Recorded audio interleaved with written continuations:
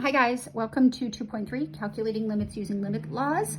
Our goal is to start using calculus, algebra, and limit laws as opposed to using tables and plugging and chugging to find limits. Our goal is always to find the exact value of a limit and try to avoid using tables. So let's go through some rules that are going to help us simplify the way we find limits. First of all, if C is a constant function, then the limit of a constant function is always just the constant itself. Yes, it's that simple. So the limit of a constant function is just that constant.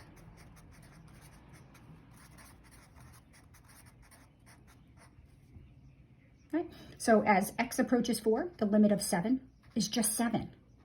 No matter what we approach, the function 7 is just a horizontal line. Every input produces the output of 7. So the limit of a constant is just the constant. All right, so that's rule number 1. Number 2, one of our basic limits, the identity function. The simplest ones, these are the ones that students tend to struggle with. If you have the identity function, well, let's think logically about this. This is the function y equals x, so it looks like this, right? It's just this diagonal line. As we get closer and closer to some value a, the outputs are also going to get closer and closer to that value a. So this is saying as x gets closer and closer to a, how does x behave? Well, it behaves like a. The limit of, as x approaches a constant of the identity function is just the constant x is approaching. All right, so I should just clarify here. When we have a constant function, whatever x is approaching is irrelevant. The limit of a constant function is just that constant from the actual function, as opposed to the identity function. As x gets closer and closer to a constant, the limit is the constant that x is approaching. So for example, as x gets closer and closer to 6, how does x behave? Well, it behaves just like 6. So a few laws that we're just going to take into consideration and use these from now on are the addition law, subtraction law, constant law, multiplication law, lots of things going on here. The first one says that the limit of a sum of functions is just the sum of the limits. So we can distribute a limit through a sum. We can just take the limit of that function and add it to the limit as x approaches a of that function. And we don't have to break this down every time. We want to try to avoid this, but really what we are doing, and we'll be able to just do this in our head, we're going to say the limit as x approaches 5 of negative 3x plus x is the limit as x approaches 5 of negative 3 plus the limit as x approaches 5 of x. Now the limit as x approaches 5 of a constant is just that constant. The limit as x approaches 5 of the identity function is the constant that it's approaching. My final answer would be 2. So we tend to just skip this step and we say, well, how does negative 3 behave as x gets closer and closer to 5? We just say it's negative 3.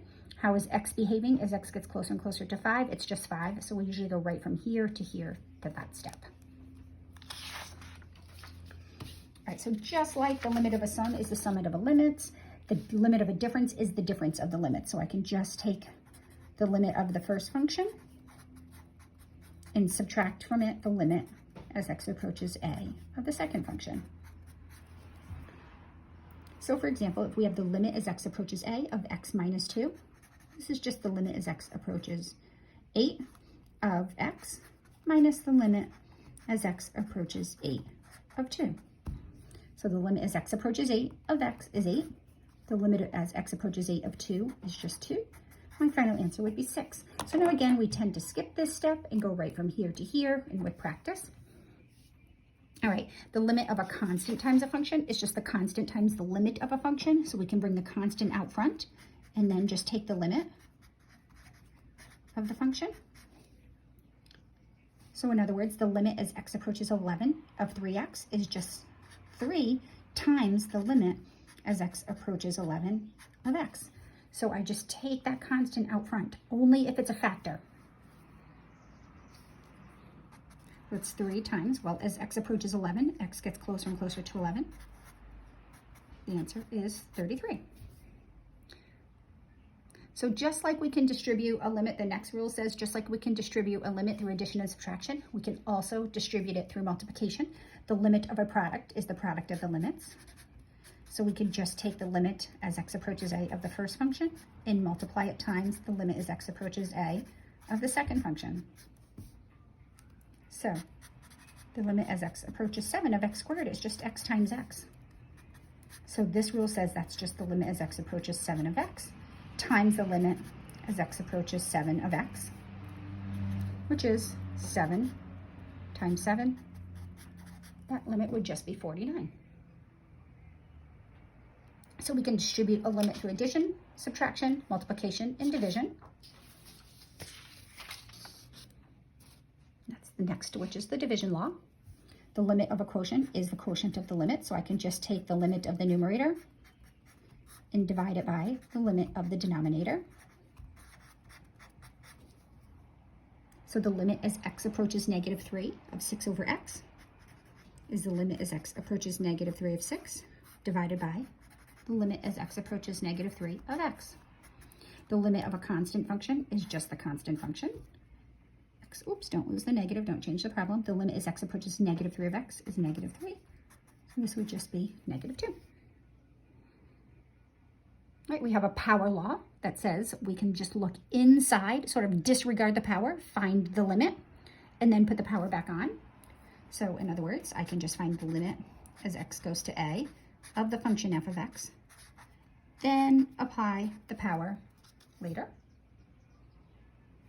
So what we did this problem the long way using the product rule, which really wasn't that bad because it was just times x, it was just x times x, but this rule says I can just take the limit as x approaches 7 of x and then square it. I can take this, ignore it, and then add it in the end. So this would just be 7 squared, or 49. So you might say, why don't we just use the product rule? Well, when our powers get higher, that would get tedious. So this one says we can take the limit as x approaches 2 of just x and then raise that whole thing to the 5th power afterwards. So it's going to be the limit as x approaches 2 of x, which is 2, and 2 to the 5th, which is 32.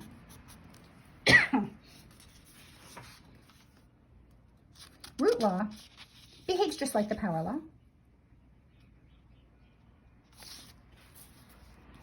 It says,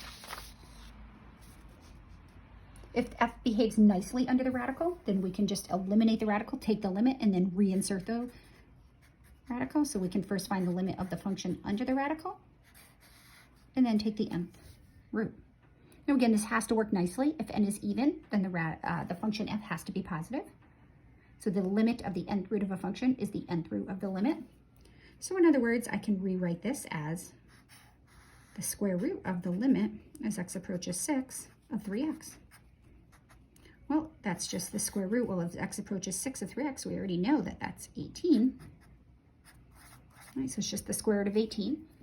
Right now, I'm not sure how WebAssign is going to behave, but in the back of the book, you wouldn't see the square root of 18. You want to simplify all radicals. This is 9 times 2, so it's the square root of 9 times 2, which is 3 square root of 2. So you should be able to do that. All right, so a couple theorems that will be helpful. This will be more helpful a little bit later on. One is if we have one function that falls completely below another function, and we're approaching the same value, then the limit as x approaches a of f of x will be below the limit as x approaches a of g of x. So if f falls completely below g all the time, or maybe they touch at some points, but otherwise f is below g, then the limits, the corresponding limits will be, one will be less than the other. And then that helps us sometimes evaluate limits that we may not be able to find directly. We have the squeeze theorem that says we have a function sandwiched between two functions, and the limit as we approach a value of these two is the same, then that must be the same limit. So what does that mean? Let me just draw a little picture, because I think it's a lot easier to just see in a picture. So if I have some point A, and I have some function f of x, and as we get closer and closer to A, that's what it's getting closer and closer to. And then I have some function g.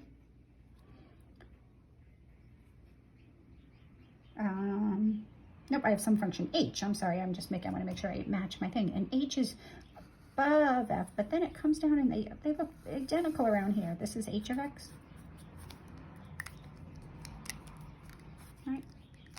and they have the same output at this point, or they have the same limit. It could even be an open circle, it doesn't matter, but they both behave the same right around A. And then what the theorem is saying is if we have a function that falls between these guys, then this must also have the same limit. So that's why they call it the squeeze theorem. All right, moving right along, direct substitution. This is one of our favorites. If f is a polynomial, a rational function, a radical function, or a trig function, and we have a number in the domain, and the function's defined around that point, then we can just literally substitute in. So just the function evaluated at the point. So the limit as x approaches 16 of the square root of x, well, does the square root of x behave nicely around 16? Certainly. We can put numbers a little bit to the left and a little bit to the right of 16. The square root is evaluated at 16. So this is literally just going to be the square root of 16. It's going to be 4. But careful, the limit as x approaches 0 of the square root of x does not exist, since we cannot find the left limit. The limit as x approaches 0 from the left of the square root of x does not exist. The square root of x starts at 0. We can find the right limit. The limit as x approaches 0 from the right of the square root of x is 0. But the limit as x approaches 0 from the left, nothing's going on the left side of the square root of x, so we can't define this limit.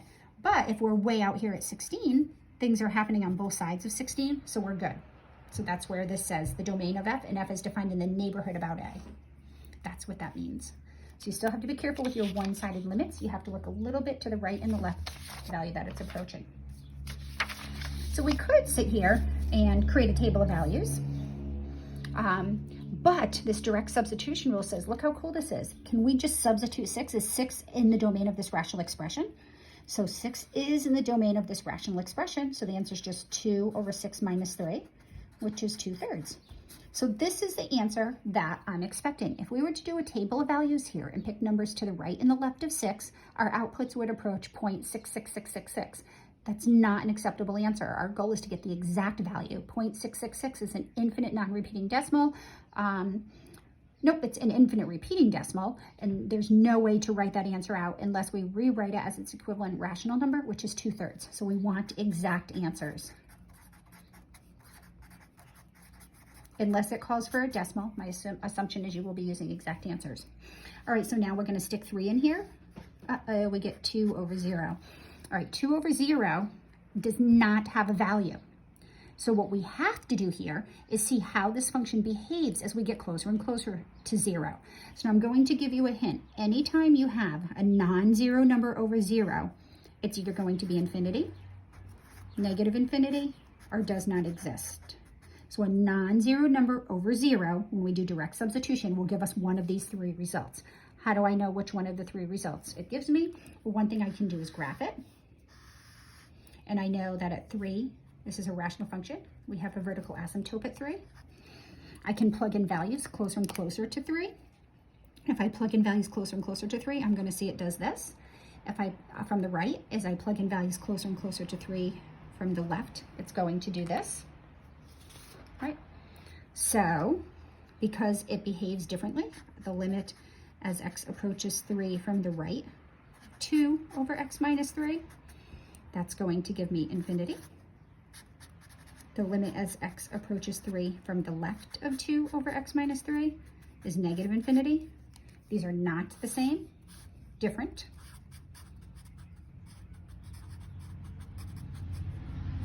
Therefore, this limit as x approaches 3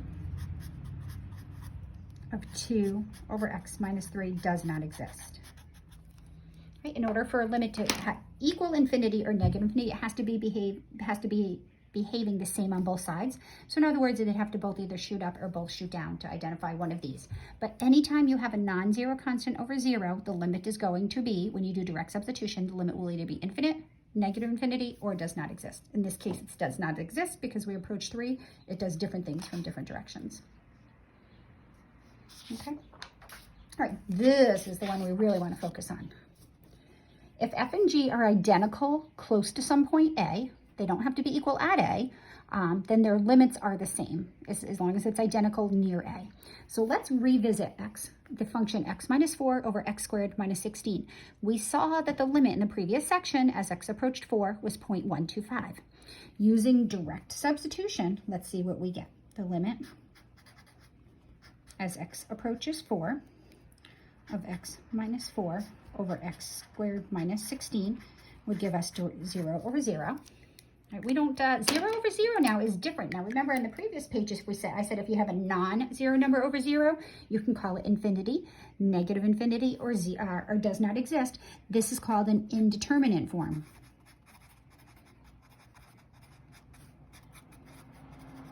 Notice when we went back to the previous section, if we picked numbers really close to 4, 4.1, 4.01, so forth and so on, we got closer and closer to 0.125. When we picked numbers to the left of 4, 3.9, 3.99, so forth and so on, we still got close to 0.125.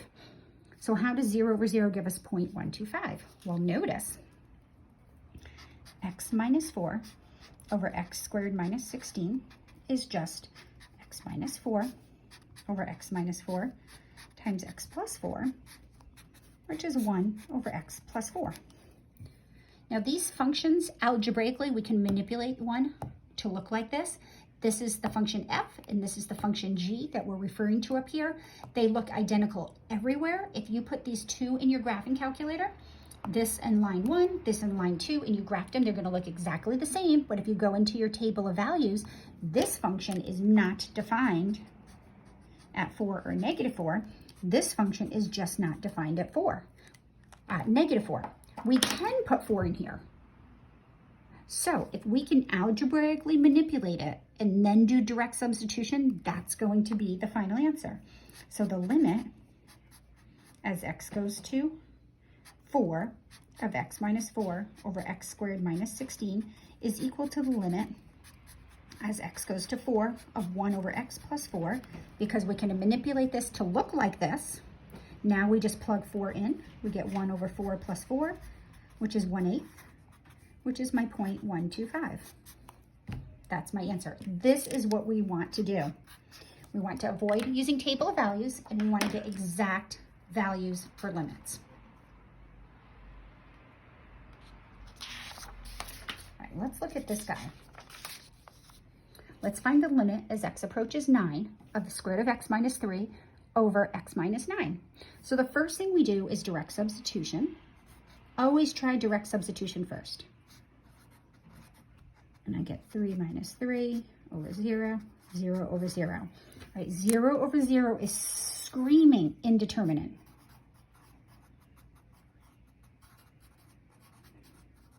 I squeezed it in there. Indeterminate means we can't determine the value without investigating further. 0 over 0 may be 0, it may be infinity, it might be 0.125, like in the previous problem. So anytime you do direct substitution and you get 0 over 0, this is screaming to be manipulated. So our goal is to algebraically manipulate this so we can directly substitute. So how can we manipulate this? And again, this just comes with practice. Anytime you have a difference that involves a radical, a sum or a difference that involves a radical, this is the trick. So we have a radical and we have a difference, and it works with sums too. We're going to multiply the top and the bottom by the conjugate of the expression that involves the radical.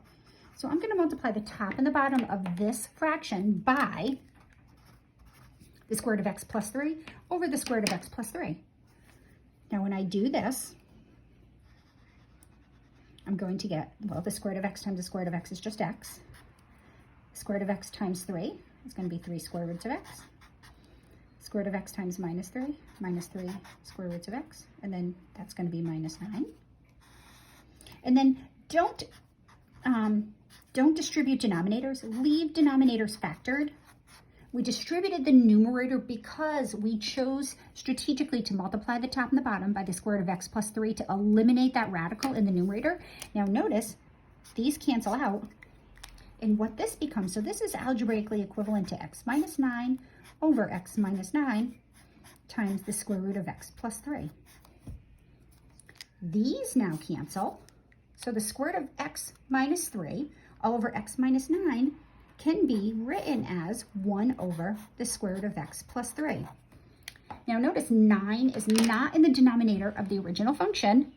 These functions are almost identical. If we were to graph these two, there would not be any difference in our graphing calculator. The difference is when we went to the table of values, this one would say undefined, this one would give me a value.